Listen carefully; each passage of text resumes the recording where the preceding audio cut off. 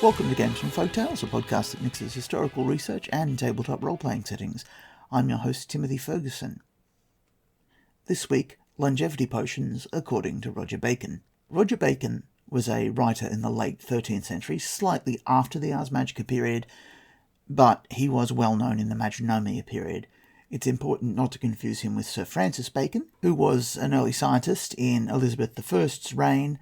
Each had useful ideas about alchemy, but if you mix them up when you go looking for one, you waste hours looking through the works of the other. But enough of my problems. Bacon explains in his great book, which in Latin is called the Major Opus, that extremely efficient longevity medicine is possible in a purely mechanical sense. Bacon didn't believe in magic. I will probably put that essay up at some later stage. In Ars Magica terms, he explains that longevity rituals don't breach the law of essential nature. He also gives a very early recipe for a longevity potion. You may notice similarities to the later alchemical elixirs here.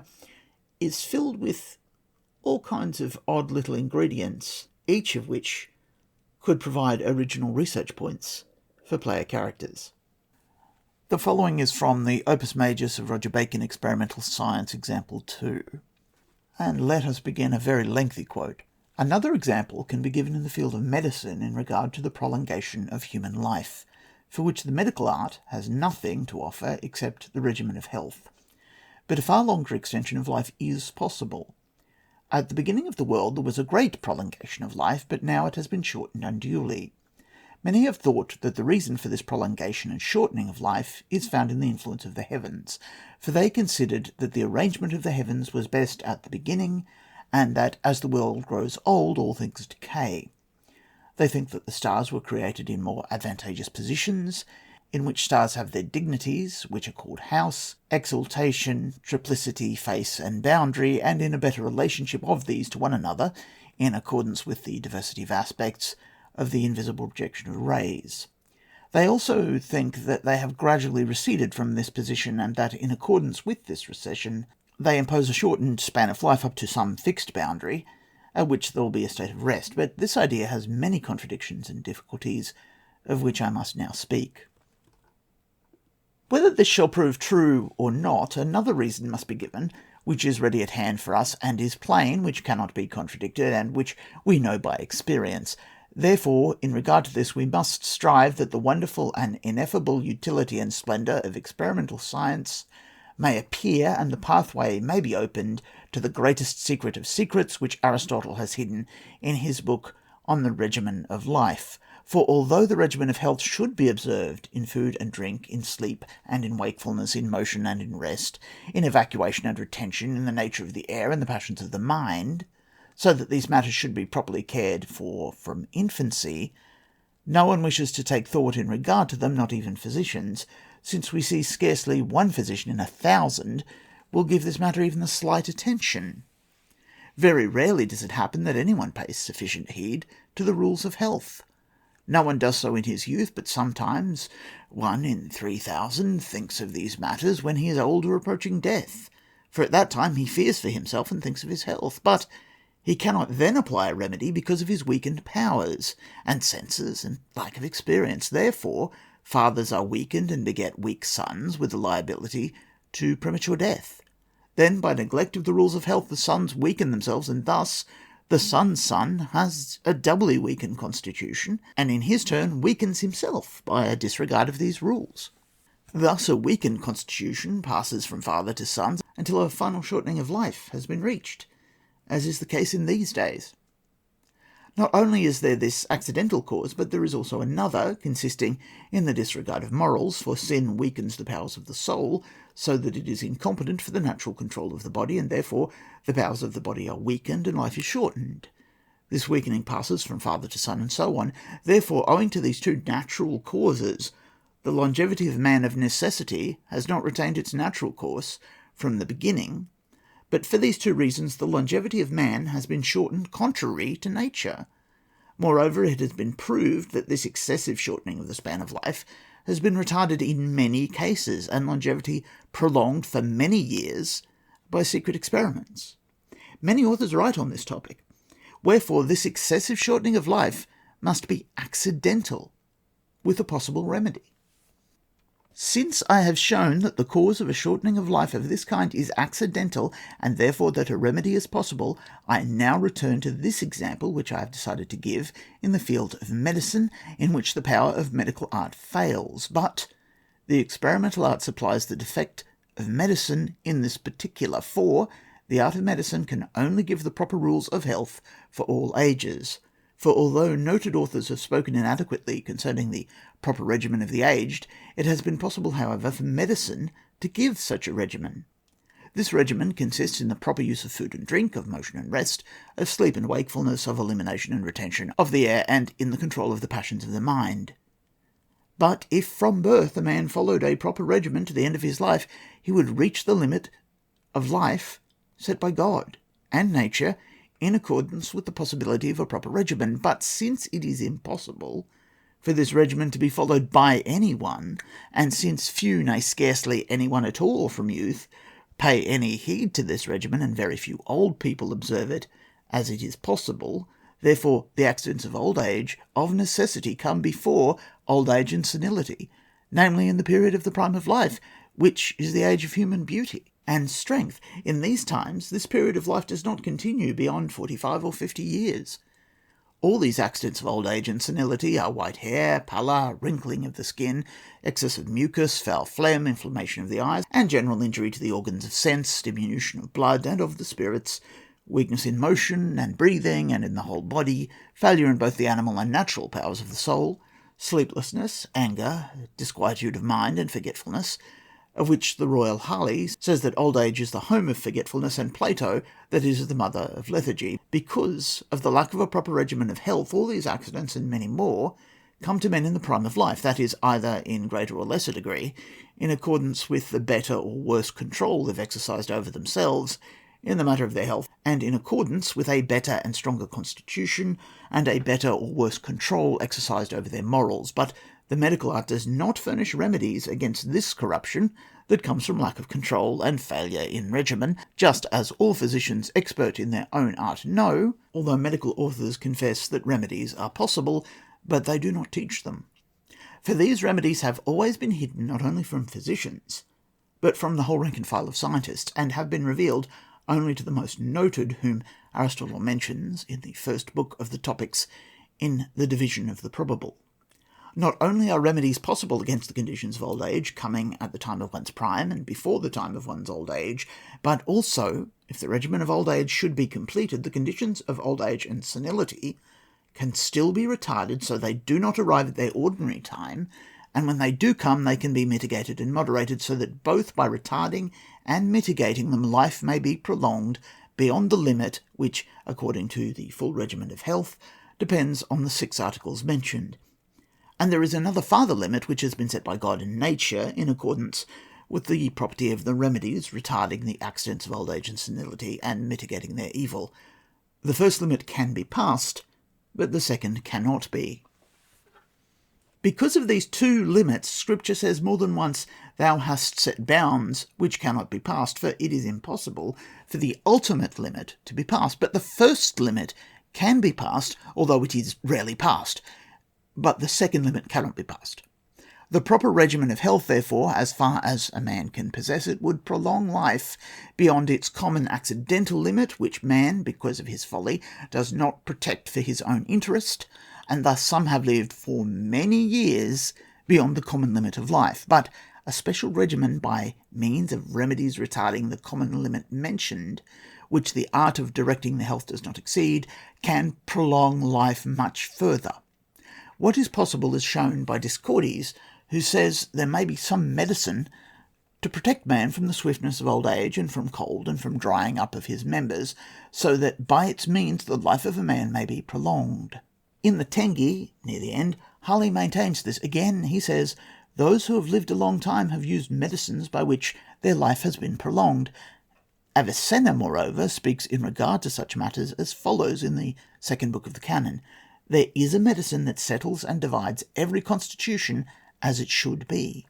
But medical authorities have not given those medicines, nor have they been stated in their books, since these writers pay attention only to the art of caring for the health, and that, too, insufficiently as regards the elderly and the aged, as has been stated. But learned men devoted to experimental science have given thought to these matters, influenced thereto, not only by their utility, but by the action of animals, which in many ways avoid a premature death, as, for example, the stag, the eagle, the snake, and many other animals prolong their life by natural action, as authors state and experience has shown. Influenced by these examples, they believe that God himself granted this power to brutes for the instruction of mortal man.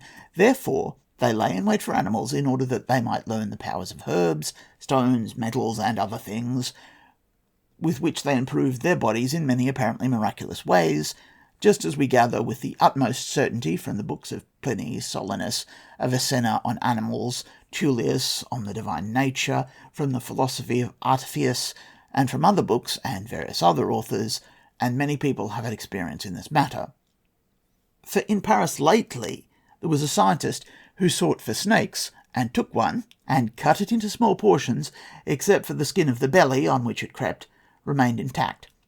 This snake crept as it was able to a certain herb, by the touch of which it was immediately cured. The experimenter collected the herb of wondrous virtue. Since human reason is superior to all the wisdom of animals, scientists, thus encouraged by the examples of animals, have thought of better and greater means. And especially was this wisdom granted to the world through the first men, namely through Adam and his sons, who received from God himself special knowledge on this subject, in order that they might prolong their life. We can learn the same through Aristotle, in the Book of Secrets, where he says that God Most High and Glorious has prepared a means and a remedy for tempering the humours and preserving the health, and for requiring many things with which to combat the ills of old age, and to retard them, and to mitigate such evils, and has revealed these things to his saints and prophets, and to certain others, as the patriarchs, whom he chose and enlightened with the spirit of divine wisdom, etc. And below he says that there is a medicine called the ineffable glory and treasure of philosophers, which completely rectifies the whole human body. This medicine is said to have been discovered by Adam or by Enoch, and secured through a vision, as he himself states, although it has not been fully attested which of these produced this medicine. But these matters, and the most secret of secrets of this kind, have always been hidden from the rank and file of philosophers, and particularly so after man began to abuse the science, turning to evil what God granted in full measure for the safety and advantage of men. Many examples, moreover, of these facts are written.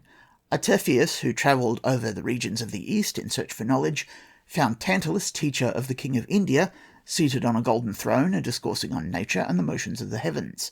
This same Tantalus humbled himself and became a pupil to Artephius, who is said in the book of his Opus Majus, Own Philosophy, to have lived actually for many centuries by means of secret experiments. Pliny, moreover, in the 22nd book of the Natural History, states that a man stood in the presence of Augustus, who had prolonged his life beyond 100 years. To the astonishment of the bystanders, he was strong, robust, and active to such a degree that the emperor in wonder asked him what he did so as to live this way, and the man replied in a riddle, as Pliny says, that he applied oil on the outside and mead on the inside. Moreover, as stated in the book On the Accidents of Old Age, in the time of King William of Sicily, a man was found who renewed the period of his youth in strength and sense and sagacity beyond all human calculation for about 60 years, and from a rustic ploughman became a messenger of the king. While ploughing, he found a golden vessel in the fields hidden in the earth, which contained an excellent liquor. Thinking the liquor was dew from the sky, he drank it, and washed his face, and was renewed in mind and body beyond measure. And in the book just mentioned it is recorded that a man anointed with an excellent unguent the whole surface of his body, with the exception of the soles of his feet, and lived for several centuries without decay, except in his soles, which he had neglected to anoint, and for this reason he nearly always rode. Moreover, the author of this book witnesses that he has seen a man and talked with him who lived for several centuries, because he took a medicine prepared by scientists for a great king, who lost hope for himself and wished the medicine to be tried on an ignorant person. Thus the man's life was prolonged, and he had official letters from the Pope of that time and others in regard to this fact.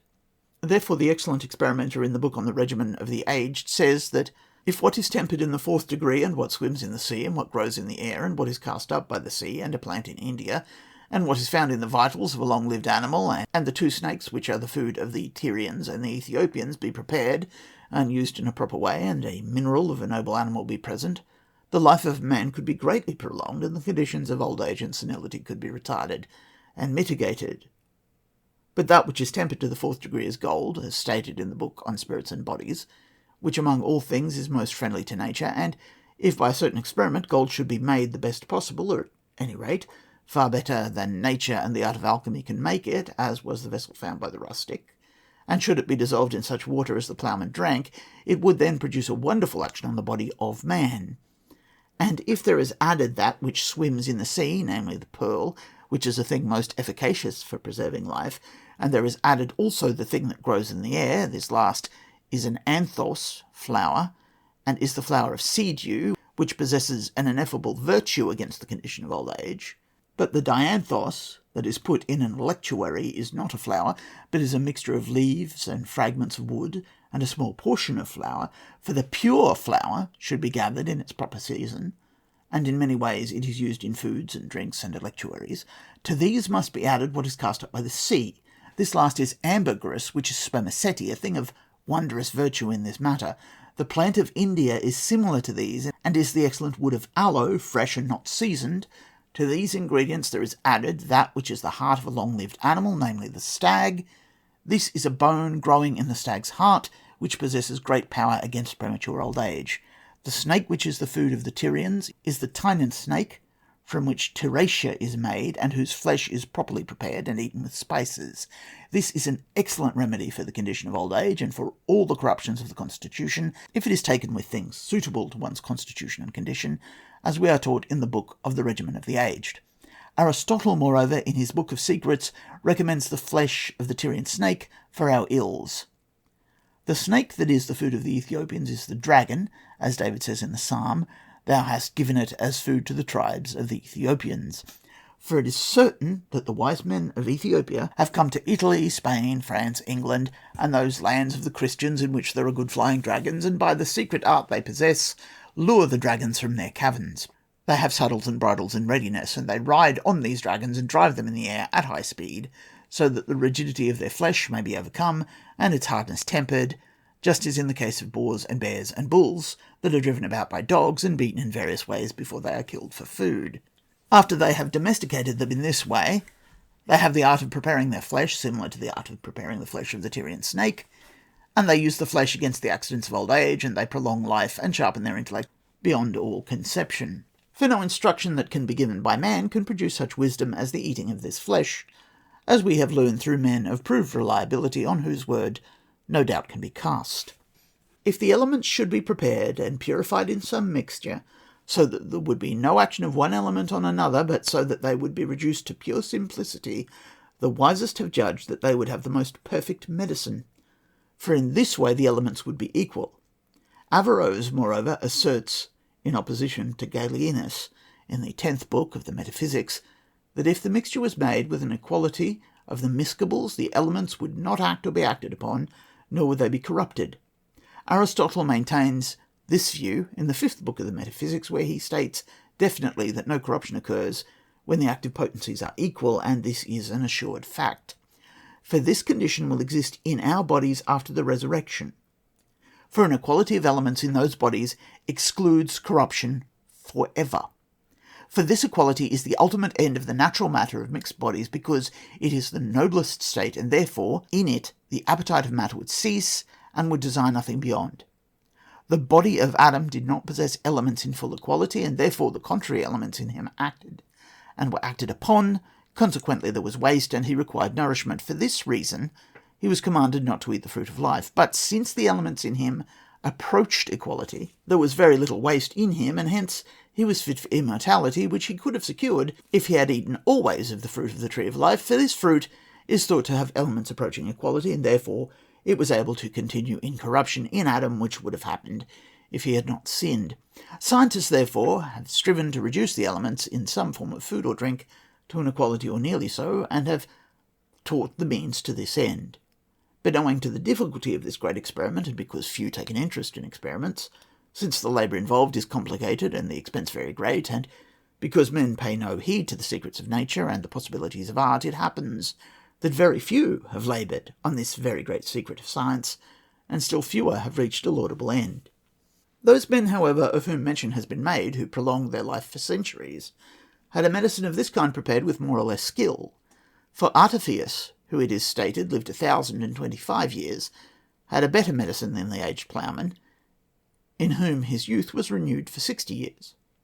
That liquor the rustic drank is thought to have approached an equality of elements far beyond ordinary foods and drinks, yet it was far from possessing full equality, for there are many degrees in the approach to final equity, which the medicine of Artephius failed to secure, as well as that which caused the man to live for 500 years who had the papal letter and attestation of so great a miracle, of whom mention was made above. Nor is it strange if Aristotle did not live so long, nor Plato, nor many other famous philosophers, since in the categories Aristotle says he was ignorant of the quadrature of the circle, which bears no comparison to a secret of this kind. Avicenna, moreover, says in the third book of the Physics he did not yet know the category of habit, and now I judge that this is easily learned. And we wonder that these men were ignorant of matters so evident, for all wisdom is from the Lord God, and therefore sometimes to the simple are granted things that the most learned and famous cannot know. But medicine cannot give us these things, nor does it mention them, but by the greatness of the secret belonging to an experimental science of this kind that has proven them.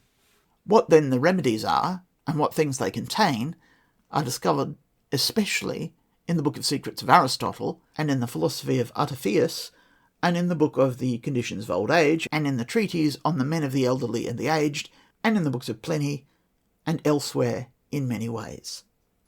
Your saga may vary.